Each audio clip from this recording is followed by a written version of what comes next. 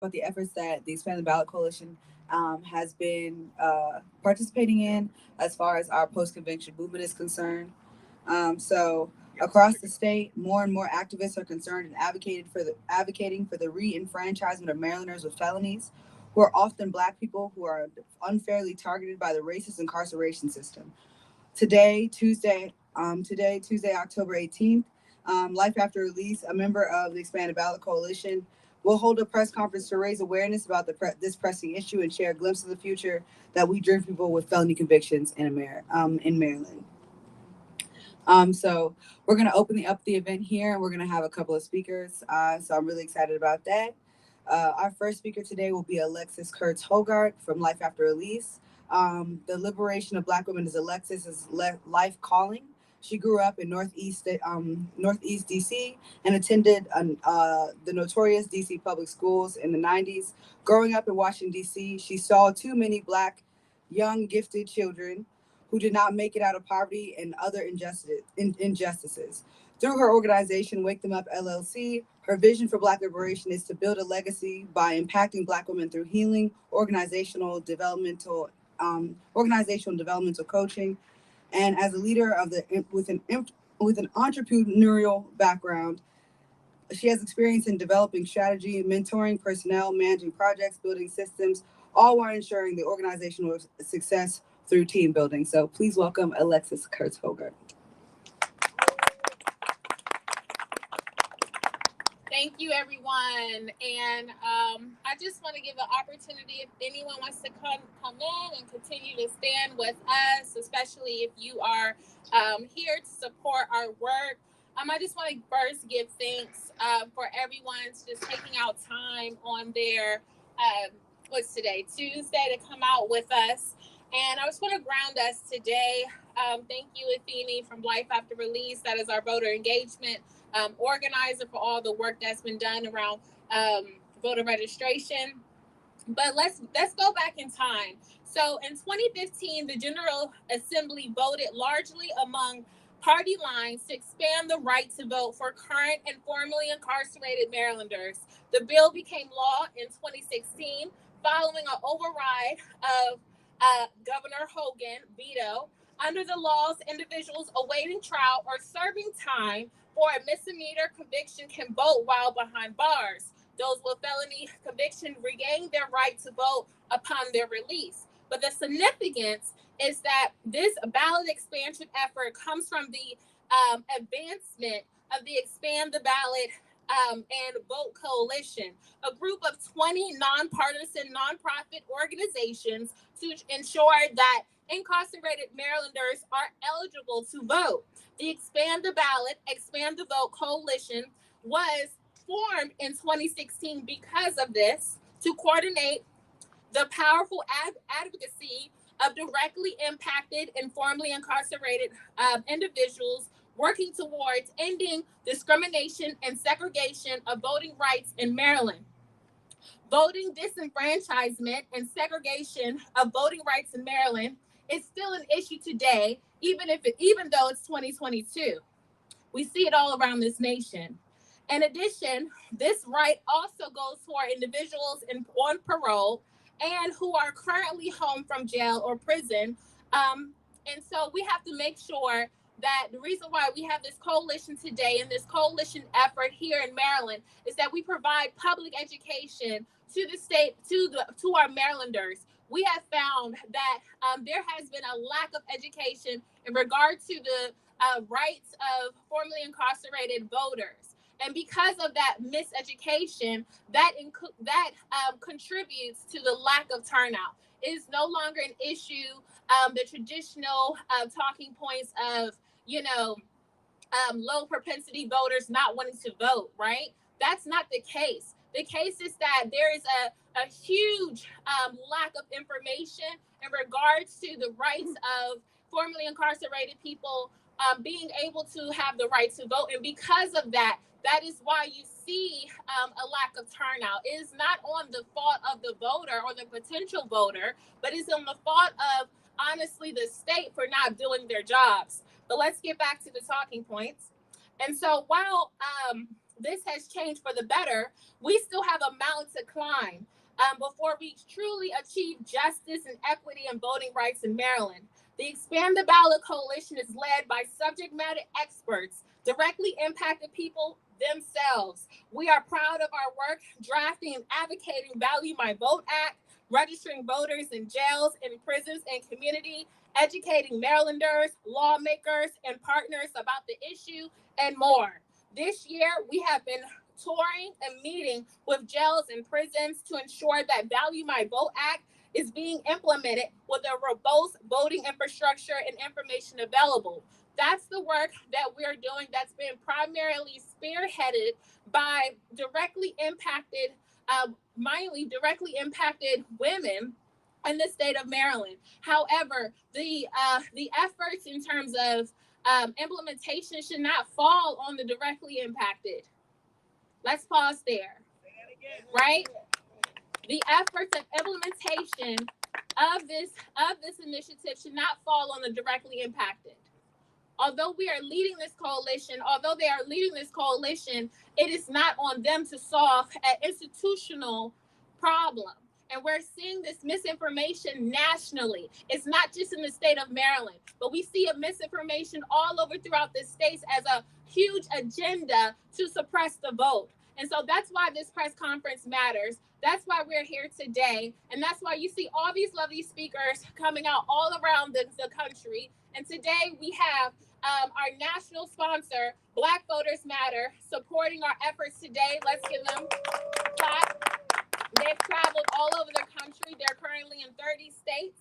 And so they've been touring the country, and they have gifted us 2 vans that will be in the state of Maryland for the next 3 weeks. We will be here picking up voters. We'll be amplifying events, and we'll be taking people to the polls specifically for early vote, specifically for GOTV. So this is our announcement to the state that you cannot silence directly impacted people anymore, that we are here today to make sure that there is no longer a disenfranchisement. And although our efforts are just in the state of Maryland for now, but this is a national effort to make sure that Black voters matter.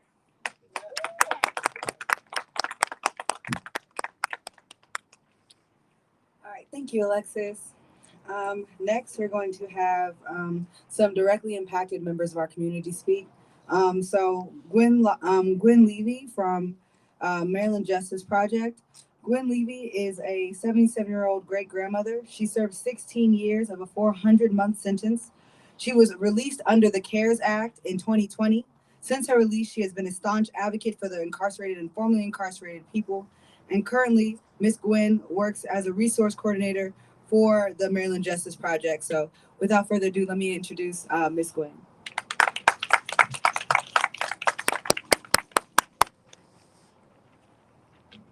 Hello, everybody.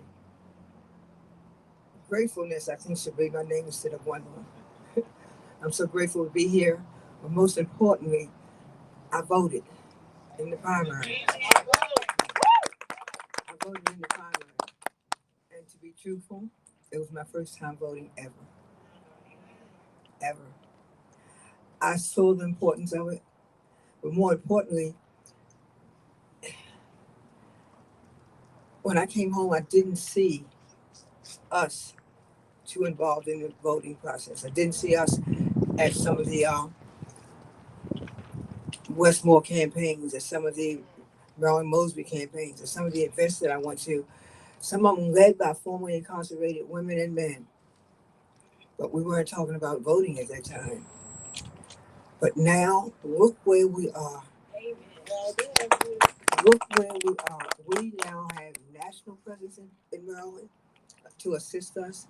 The Expanded Ballot Coalition, the work that they've done so far has been tremendous. I traveled to a conference of people formerly incarcerated last week from all over the country. Maryland is doing it, you all. Expand the Ballot Coalition, you all are doing it. You all have come further than a lot of states around us have.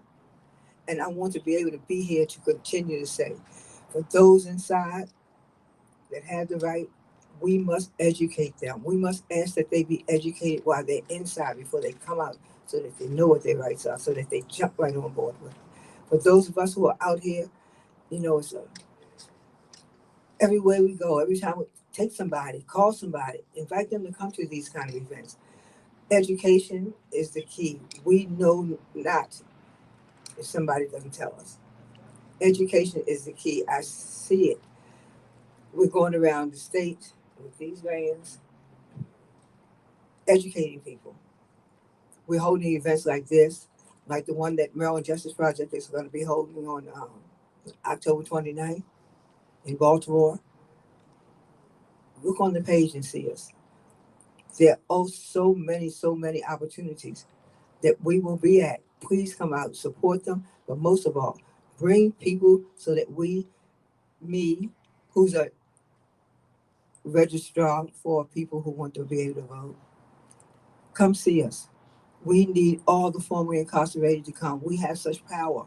We need you to tell every formerly incarcerated sister, brother, mother, uncle, niece, nephew, whoever, that they now have the right to vote, and we need them to come out and vote. Thank you. I'm definitely grateful to be surrounded by so many amazing, directly impacted organizers as we build a better world that is centered around compassion, absolute justice, and racial equity. So thank you so much, Ms. Quinn. Next, we are going to have Mr. Robert Morgan from the Freedom Fighters come. Robert T. Morgan became one of the youngest people incarcerated for a bank robbery at the age of 15, and he's an accomplished jailhouse lawyer in Maryland, in the federal prison systems. Because of his passion for reading and using the law to effectuate progressive change in the Maryland prison system, coupled with his placement in adult institutions as a juvenile, he was given the name man-child. While confined, he worked with legal experts and community organizations to end medical experience on prisoners, established the first college program in the Maryland penitentiary system, established equal rights for Muslim prisoners, and the hiring of the first Islamic chaplain, creating law libraries for prisoners, and helping to form the first incorporated nonprofit think tank, Extra Legalese Group, or the ELG, which was won the Innovator of the Year award conferred by the Daily Record in 2011 for the Peace Initiative, to prevent victimization of both sides of the prison walls. Please join me in welcoming Mr. Robert Morgan. Thank you very much. I'm here in the stead of our CEO of Freedom Fighters, Mr. Joshua Hatch, who couldn't be here today, and I'm grateful he gave me this opportunity to represent our interests in expanding the ballot and the vote. One of the things that I've learned, if I've learned nothing else, is that, as the Chinese proverb says, a book tight shut is but a block of paper. We have to open the book and share the information so that people will be aroused to act on their rights. You can't exercise a right that you don't know, and rights, like muscles, if they're not exercised, they're subject to atrophy. They get flaccid and they become unuseful. So Freedom Fighters has gone behind the prison walls in the dark room, in places where angels fear to tread, to educate people about the right and to dispel the lie that if you've been convicted of a felony, you can't vote. Let's be clear. If you've been convicted of a felony and you've been released from imprisonment, you have the right to vote, and I urge and believe you have the duty to vote, because you should have something to say about the situation that we live in this country.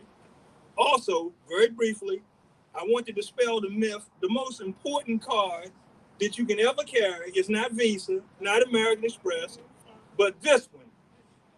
And this is the one we want to see in the hands of all citizens able to exercise the franchise, so we can hear their views, know their sentiments, and have them participate in protecting and expanding the democracy. Thank you very much.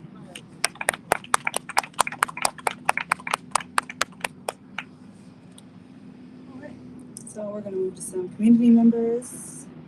So our next speaker is Ms. Ms. Jana Parker, my bad. The Deputy Director of the PG Changemakers and over 25-year resident of Prince George's County. is an advocate for America's public school system and voter education. A former educator within the Maryland, D.C. area for almost a decade, Ms. Parker now spends her time advocating for changes in the local and state policies in education, particularly around the subject of the school to prison pipeline, as well as a myriad of different racial and social issues, and focuses on educating her community on how to advocate for important issues directly to their elected officials on the local, state, and national level, as well as non-elected civil servants. Without further ado, I'm going to go ahead and introduce Ms. Parker. Thank you so much. It's an honor to be here, especially with the coalition members for the Expand Your Vote and with Life After Release. I just thank you so much for the continued work you do for incarcerated and formerly incarcerated people. As a deputy director for PG Changemakers, a grassroots nonprofit organization started shortly after the murder of George Floyd by doctoral candidate Amity Pope and incoming council member Crystal Orieva, the whole focus is to really deal with racial and social justice issues that happen within Prince George's County that oftentimes go neglected or unaddressed, right? And this is the biggest one. The purposeful disenfranchisement and miseducation of the rights for voters, particularly those who are formerly incarcerated and those who are currently incarcerated, is the purposeful thing to silence a community, right? And when you silence a community, what you're also doing is stunting their power and stopping their growth.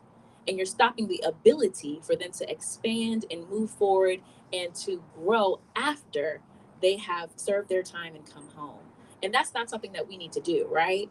These are not just people that are behind bars. They're our family members. They're our neighbors. They're our brothers and they're our sisters. And when they come home, they deserve to use their rights just as much as anyone else, right? And we want to make sure that they're able to and that they have the education and understanding to do so. Primarily because, a lot of times when we don't vote, we see what happens, right? We see who gets in office and we see the decisions that are made for people who look like us, people who are us, people who we love and care for. Those decisions that are made for them are not in their best interest. They don't grow the community and they don't sustain us. So it is very important and it's very powerful that we continue to push the proper education around this situation, around the voters' rights and things of that nature. And we stand with this community, we stand behind this community, we stand aside this community to ensure that they are able to vote. We look forward to continue to doing that. Thank you so very much. Thank you, Ms. Parker. So our next speaker is going to be Ms. Josephine Morning, the president and chairperson of the SCLC of Prince George's County. Ms. Josephine Morning serves as the president of, my bad. She serves as the president of the Southern Christian Leadership Conference, one of the oldest civil rights organizations established by Dr. Martin Luther King Jr. and others on January 10, 1957. She served over 10 years as the chairperson of the Prince George's chapter of the SCLC. She serves on the 202 Coalition, an organization headed by Senator Joanne Benson that keeps the community up to date on political and social action. She contributes her own funds and volunteers with Angelic Touch, an outreach organization that supplies food and other items of necessity to the homeless and low-income seniors. She is the recipient of the LCLC Volunteer Service Award on behalf of the Prince George's County SCLC chapter from Barack Obama. And without further ado, please help me in welcoming Ms. Morning.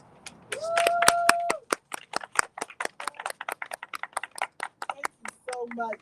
I want to thank the PG County Changemakers of Life After Release organization. I want to thank all the organizations for inviting me to the table. This is a very special election coming up. And one of the things that we have to be careful about, we had a meeting last night, and it was discussed that a lot of African-American men are not showing up at the polls. Young men are not showing up at the polls. This is a problem, young men. Now, I don't know whether this is going to go on national TV or not, but I have a message to our young men. And our message is this: you're not just coming to the polls to vote for the governor and other political positions, but do you know that marijuana legalization is on the ballot. Now, our president, Joe Biden, have just pardoned people who have been incarcerated or who are still incarcerated for marijuana. So my young black men, my young black women, I need you at the polls. I need you to go and vote, because if you don't vote for it, don't complain later when there is a problem and you wonder, why did this happen to me? You had a choice. In every election, your voice matters. And I am so glad that now we have our felons who can vote, because you know what? They did their time and they did not get life. So they should have an opportunity for that second chance. And I applaud all of the people that have made it possible for these people to come out. But we need to do more, because they still can't get decent jobs. We need to do more. And Maryland, we can start. We can start it here, and it will vibrate all over this country. Thank you very much.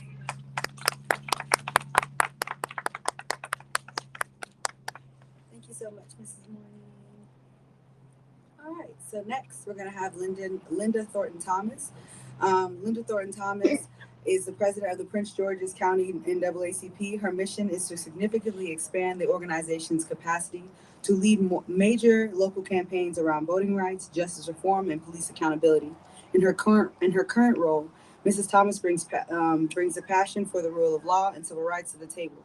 Over the course of her career, she's worked with lawmakers from both sides of the political spectrum, has garnered support from conservatives as well as progressives, and is well known for fostering collaboration and finding common ground on race issues in the United States. Without further ado, Mrs. Linda Thornton Thomas. Thank you. Hello, everyone. First of all, I want to say ditto, ditto, ditto. Yeah, you guys just told the whole story, all right? And so all I'm going to do is just clap one time here and say you're doing a fantastic job. I want to first say this is a good day, all right? But it could be a better day if we had some of our elected officials out here. A lot more. We need more, because it's all about getting out and talking about things, having communication with our communities. And that's something we don't do well. And I'm gonna be honest with you.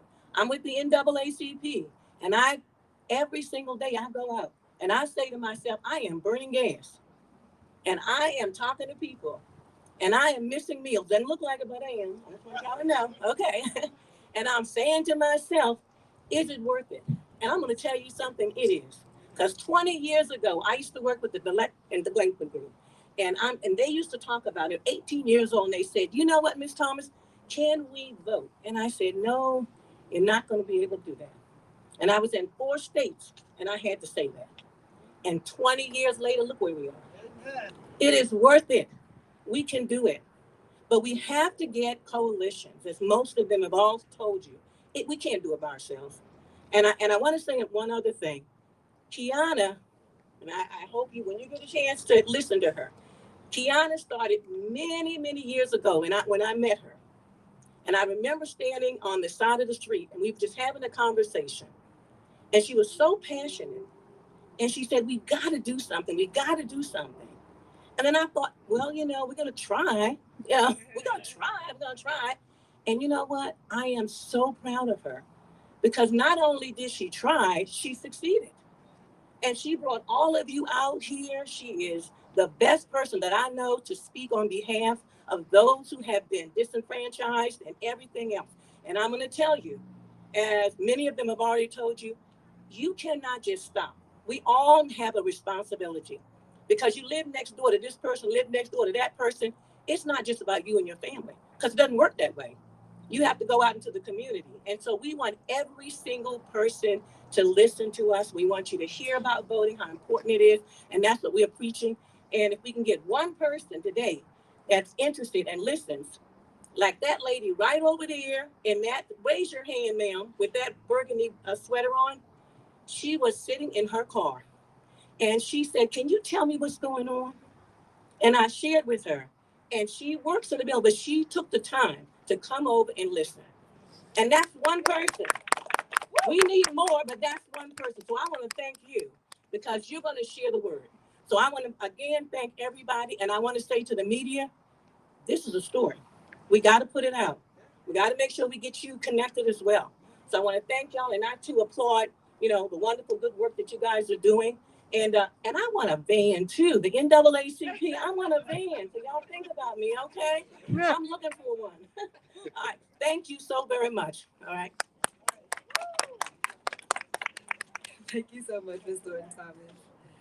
All right, so moving right along in the program here, we have the Honorable Monique Anderson Walker, the first African American woman to be elected to the Prince George's County, Maryland Council, District 8, has a long-standing commitment to positively impact the lives and the quality of life for her residents through education, workforce initiatives, public safety and transportation, community resources and programs, as well as infrastructure improvements such as sewer and stormwater. Councilwoman Anderson Walker holds an MS degree in real estate from Johns Hopkins University, an MA in political science from Howard University, and a BA in period, and a BA in international studies from Emory University. She's a lifelong Prince George's County resident, where her husband, Maryland State Delegate Jay Walker, raised their children, Jasmine, Janine, and Jewel. Come on. Thank you so much. It's a pleasure to be here. Thank you so much for having me. But more importantly, I'm just so grateful to be advocating today because I think this is such a critical time. I say all the time, but for the grace of God, go I. I think all of us have fallen short of our potential, and in various situations have fallen short. But thank God every day is a new day. I totally believe that there's a reason the sun sets. It's to remind you that, hey, what was there is behind you.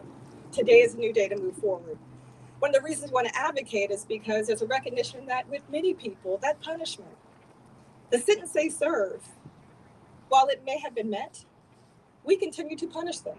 Our society continues to punish them. And some of the policies that we make, in the inability or challenges that many have to find housing once they come out, to find jobs, to be able to take care of their families. And in the end, that's what we all want. Now I'm gonna say this, we've all fallen short, but I don't believe people commit crimes because they are inherently bad people.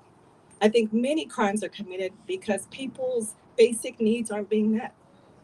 And you have to wonder if we have a community and a society and we have leaders that have not created pathways to assure success of those that are most challenged and those that are most vulnerable, then who's committing the crime? That's the bigger crime. So what we're wanting to do is make sure that as someone who has been a council member, as someone who has run to be your lieutenant governor for the state of Maryland, I have always focused on making sure that there's equity in all. And when I say equity, I don't mean giving people equal, because we recognize there's many of us that are starting at negative. So there's much more that needs to be done to move them forward. Part of that is in our education. Educate voters to recognize that they have the right to vote, even those that are in prison, those that are incarcerated, whether you're in jail or in prison, whether you've been released.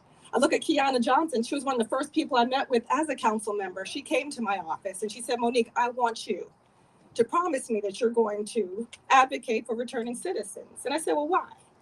And she gave me a litany of why. I already knew what I was going to do, but I like to challenge people. And I'm going to tell you, I look at life as trusting the process. There will be things in life that are hurtful, that are demeaning, that will cause you great pain, that will cause you embarrassment. Accept that. But accept that as you move forward, because all of these things work together for good. So I leave you with 3 things to remember. Trust the process, even when it is ugly. Stay faithful, because if you are faithful, you believe that all things work together for good. My Romans 8:28 is my favorite. All things work together for good for those who love the Lord and are called according to his purpose. So it doesn't matter what has happened, it will all work together for something great. And in the end, work your plan, which I laugh at because it's really not your plan, but pray for guidance so that your plan is that is the will. Um, these things are important. I look at the life of Job. And if you don't know who Job is, get to know who Job is. If you don't know who Joseph is, get to know who Joseph is. Um, in life, there will be situations that occur. But those things many times are preparing you to strengthen you for the next steps. And as long as you have an understanding of that, then that's great. In the meantime, and I'm saying that really for those people who've been through the system and those people who are directly impacted. And I love that term. I don't know who came up with that. Who came up with that? Yeah, it's a great term, directly impacted.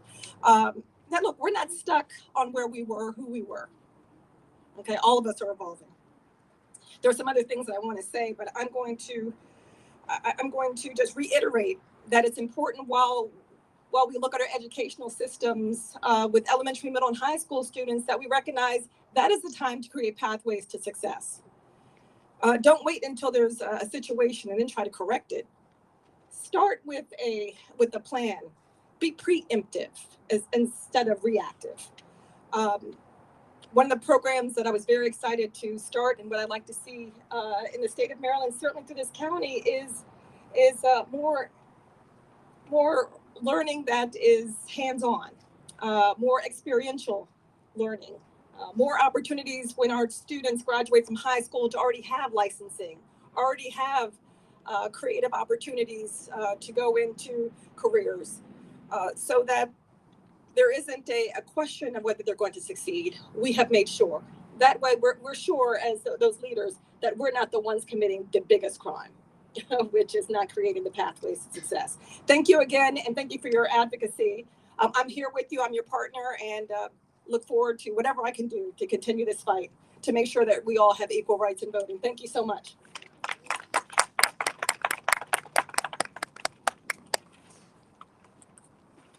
Alrighty, so we're gonna go ahead and move back a little bit.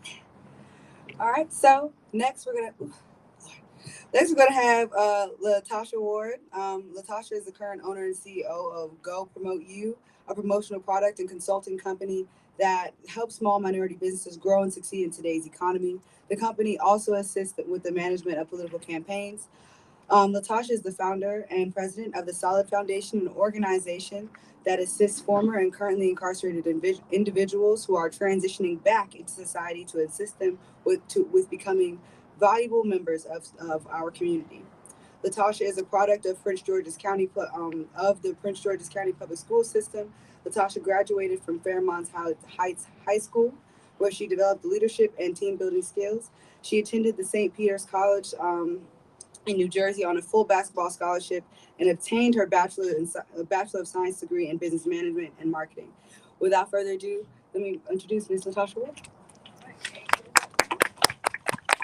Just want to say, this day is here, and thank you very much to Miss Kiana Johnson. I see also Crystal Ariata, different people that have constantly been fighting, for other people. Far as voting, it's very important to everybody to vote, but after you vote for someone, that's when the time really when you're supposed to work with those individuals. They're there to represent the issues and your concerns, but a lot of times with what elected officials have shared was that we vote for them, but we don't ask for anything. But I think today, we asking that the voters' rights be expanded. We ask them for things to be a lot clearer, just like right now we have question 4 on the ballot. Now, if you grew up in Prince George's County back in the 80s, it kind of destroyed our area, marijuana, drugs. Now, if you ride around in our community, you see a lot of tobacco stores. But most of those people don't look like us that own those stores. So those individuals are already in a position, once question 4 get approved, for them to be able to market it to the people that they once locked up and incarcerated. But far as voting, a lot of people say, hey, why should I vote? But I say, Why should you not vote? You gotta vote.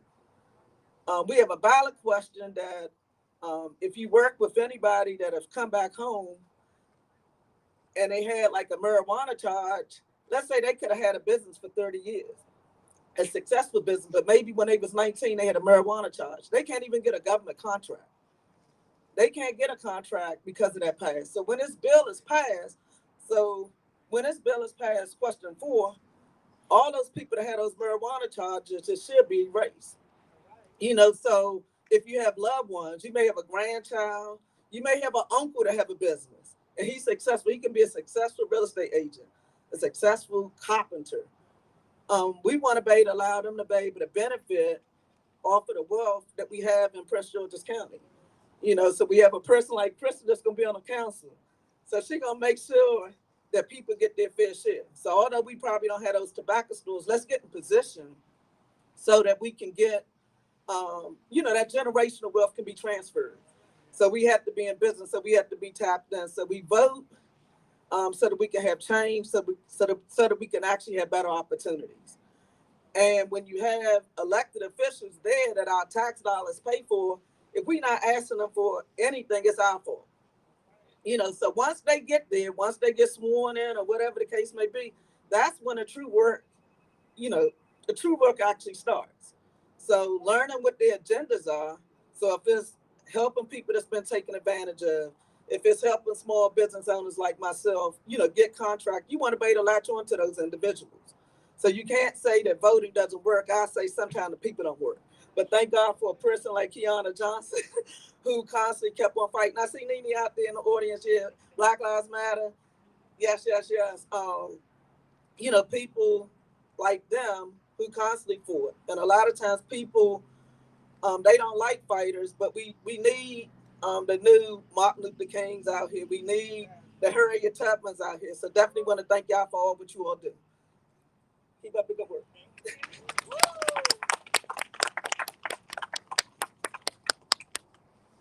Thank you so much, Mrs. Ward. All right, moving along.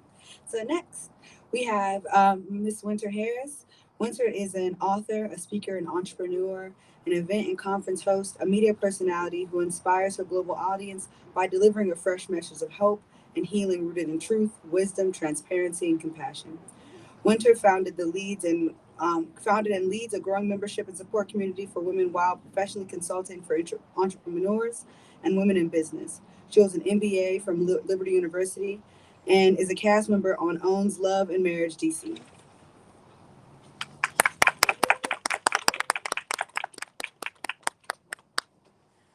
Thank you so much. I'm incredibly honored to serve as an ally for this incredibly important initiative. Special thanks to those who are in office here today who serve our communities in an official capacity and those who are on the ground moving this initiative forward. The reality is that our community is suffering a number of injustices, from racial inequity and income disparity, poverty being amongst those critical issues. A recent report indicates that African Americans account for over 38% of the population in prisons today, but less than 14% of the US voter population. Let that sink in. The prevention of voting has long been a conversation and fight that has plagued the African American community for decades. It's an even greater issue amongst those serving time. We understand that voting is a right that impacts our trajectory as a country, society, and most importantly, our communities. It is time that we send the message loud and clear that while there may seem to be a vested interest in locking up our men and women, we will continue to advocate for the prevention of locking up our voices and our votes. Our voices deserve to be heard. And this is a call for us to band together to ensure that happens, especially for those who may not have access to their voting rights. Black voters not only matter, but they are powerful. Let's work together to ensure that more Black voters have access to their American rights, incarcerated or not. Thank you so much.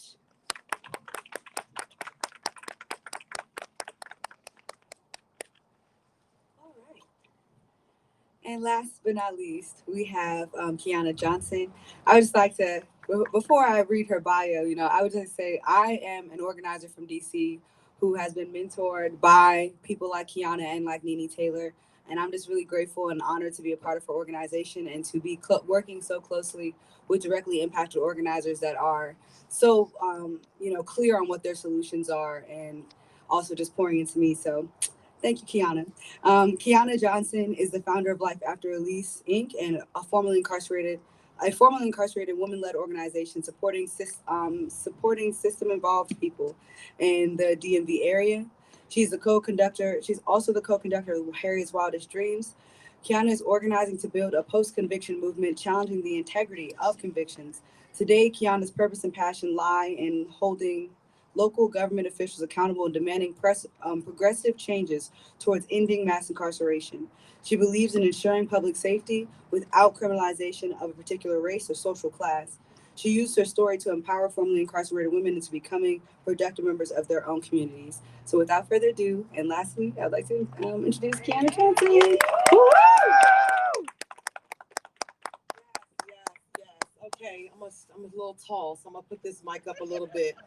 But before I talk, I don't go anywhere alone, and I don't stand alone, and I don't do this for myself. So I'm gonna call up a few people to the stand to stand beside me and with me, because these are the formerly incarcerated people who I support, who supports me. So we have Cheyenne, we have Maya, we have Lentroya, we have Sassy, we have Chantel. Can y'all please come up and stand with me? Can y'all move to the side? Can y'all pick y'all chairs up and move to the side a little bit, please, so that I can have these women stand next to me? Charmaine, can you step up, please? Monica Cooper, can you step up, please? Miss Gwen Levi, who I did time with, personally, can you step up, please? And take a look. Take a look around. These are the women who I stand for and who I support each and every day. Every day that I wake up, this is what I do this for, right? And we don't leave the men out. As a matter of fact, we have brought home, Life After Release brought home the very first Black man in Maryland from JRA from doing 30 years. Willie Hamilton, can you come and stand with us, please?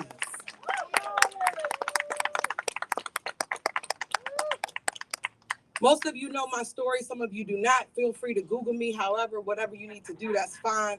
But I'm here today, more importantly, because on August the 21st, 2017, I was released from Maryland Institution for Women, the only prison in the state of Maryland for women, right? That's why we're working on that pre-release bill, right? And working on getting a pre-release center here as well.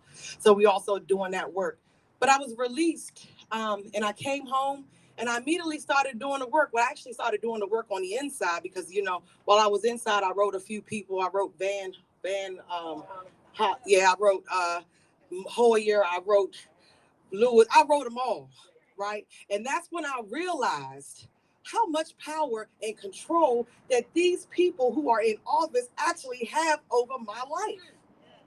And it was from that moment on that I began my journey. I didn't know it then, but I was an organizer. I didn't know it then, but I was a leader. I didn't know it then, but I was called with passion to do this work to end mass incarceration. I didn't know it then, but I was chosen to be able to do this work and to lead right here in Prince George's County. I am the founder and the executive director of Life After Release. And doing this work, when I came home and I started doing voter registration because I was excited that I could vote, and I went to our parole and probation office located in Temple Hills, Maryland. And I had a conversation with the supervisor there. We were standing outside, similar to where we are doing right now. And the woman said, she was a supervisor, and she said to me, "Oh, I've been telling my probationers they have to wait 7 years to vote." And this is a person that is trusted by our very own county, our state, to give out information to our people similar to the one standing beside and behind me right now, telling them that they cannot vote for 7 years. Can y'all say shame? Shame. Can y'all say shame? Shame. So I decided immediately that I wanted to get connected. And so I reached out to Nicole Hanson-Mundell from Out for Justice, and I reached out to Monica Cooper from Maryland Justice Project, and I said, what can we do?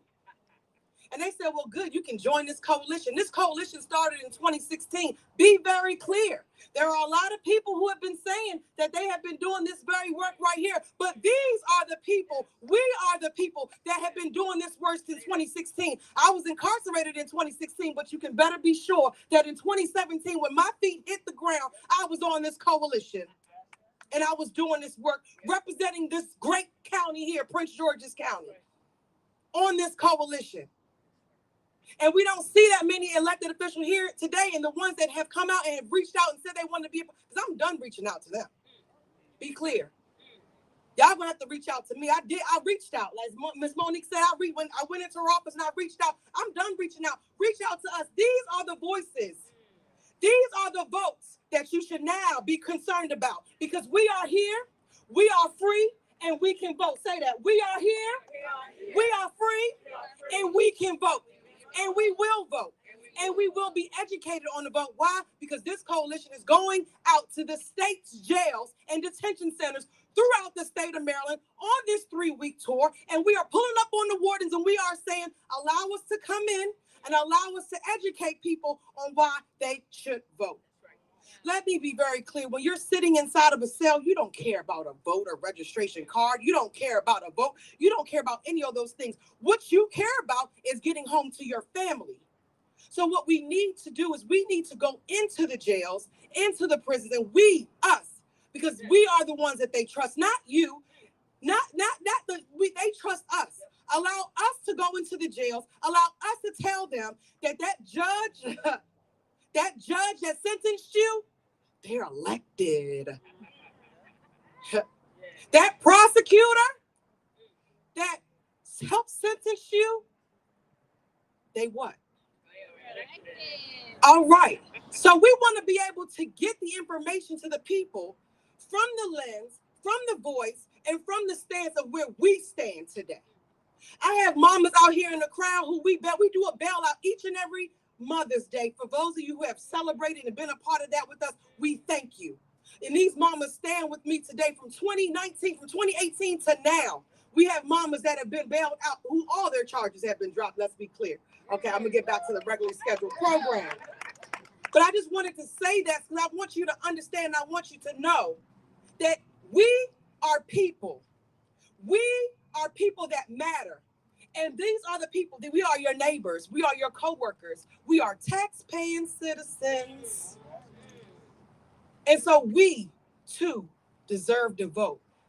And I want to send a special shout out. So I got to get to my little, they gave me some stuff to say and I ain't really look at it, but I'm going to say it now because I want to just say a special thanks, right? And I want to make sure I don't forget anybody. But if you have ever picked up the phone for me, answer an email for me, if you have stood with me, if you have done anything for me or for Life After Release, I thank you from the bottom of my heart, because guess what? It ain't trending like it used to be. So we ain't getting the funds, we ain't getting the support, we ain't getting what we need because it ain't trending like it used to be. But I'm here to say that these are the people that hold us up, and these are the people that are going to be at your local election ballot. So make it make sense and make sure that they know who you are.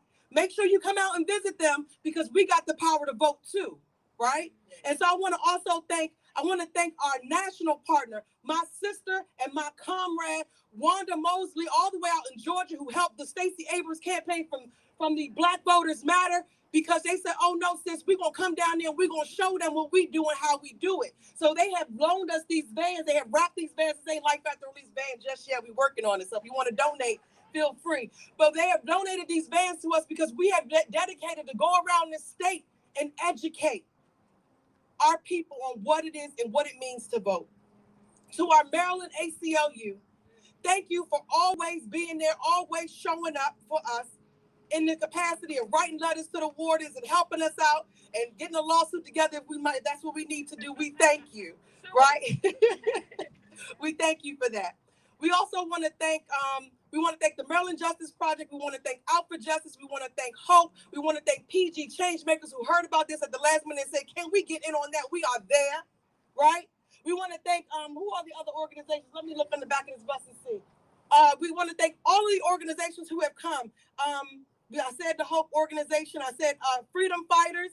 We want to thank Out for Justice. Can we give it up for Out for Justice? Out for Justice ain't out here right now, but we want to thank Out for Justice because Nicole and Monica has been at the forefront of this. I joined in after I got home, but they were already doing this a whole year before. So we want to thank you so very much. And if you are asking yourself, well, look, I'm not formally incarcerated. What exactly can I do? You can stand with us. You can donate to one of those organizations because, as I said, this ain't trending like it used to be. So the money ain't coming in like it used to be. So you could donate to one of the organizations. Or you can also call on your elected officials, right? You can make a call to your elected officials to actually allow us to make a call to some of these jails, because I think Upper Marlboro ain't gotten back to me yet, and I've called out a couple of times trying to get in there so that we can get in there and do some registration, do some voting, and those emails have gone unanswered. So you can call your local officials and say, hey, look, what's up with letting them go into the jail? We need allies, and we need you to stand with us, because can't nobody do it like us. The ones who are closest to the problem are closest to the solution. And we thank you, Women League voters. We thank you, ACLU, but y'all can't do it like the women and the men that are standing here today, because they don't want to hear from y'all. They want to hear from us. So again, if you stand with us, if you ever stand with me, my board president out here, Nene, thank you so much. Harriet's Wildest Dreams, which I'm also a part of that organization as well, right? So I'm gonna leave it as a press conference and not a rally. But I want you to repeat after me before I close out. I'm gonna say, when Black votes are under attack, you're gonna say, what do we do? Stand up, fight back. Rise up, rise up. Rise up. When Black votes are under attack, what do we do? Rise up. When Black votes are under attack, what do we do? Rise up. When Black votes are under attack, what do we do? Rise up. What do we do? Rise up, fight back. I said, what do we do? Rise up, fight back. Thank you all so much. Appreciate it. Stand with ableism.